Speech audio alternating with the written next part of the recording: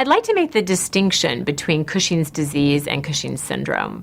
Cushing's syndrome is a generic term that alludes to the overproduction of steroid in the body that can come from a variety of sources, including the adrenal glands. Sometimes tumors can cause overproduction of ACTH, especially lung tumors, and then, of course, pituitary disease.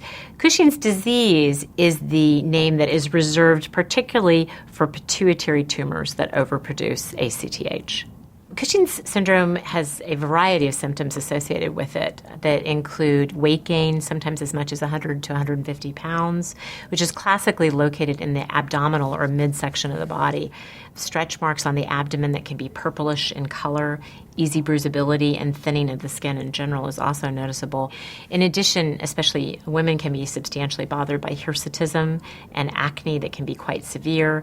We oftentimes also see hypertension as well as diabetes develop in Cushing's syndrome. The cortisol excess oftentimes causes muscle weakness and muscle wasting as well.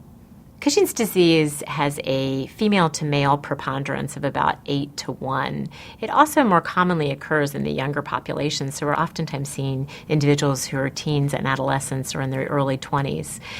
The disease actually can be cured surgically if the tumor is small. Again, if the tumor is less than 1 centimeter, about an 80 to 90% cure rate is expected. In larger tumors, obviously that falls off. The first treatment of choice for Cushing's disease is indeed surgical resection. In tumors that fail to be cured by surgery, we do have other options. That does include radiation to residual tumor. We sometimes do repeat pituitary surgery in cases of recurrence. And in addition, there are medications that are useful in helping control the disease. The definitive treatment for non-cured pituitary Cushing's syndrome is actually bilateral adrenalectomy.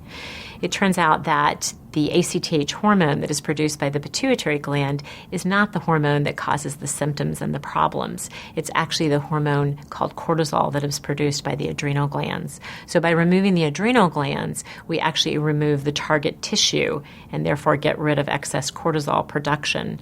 Unfortunately, when you remove the adrenal glands, you trade one disease for another. So permanent adrenal insufficiency results, and individuals have to take cortisone replacement therapy for the rest of their lives. In addition, if we do remove the adrenal glands, we sometimes can get into problems with growth of the pituitary tumor, which is producing ACTH, a syndrome called Nelsen syndrome. So in summary, in individuals with Cushing's disease, as well as other pituitary tumors, I think we can offer tremendous encouragement. The long-term treatment and cure of these tumors is quite high, and the restoration of normal quality of life and longevity is excellent.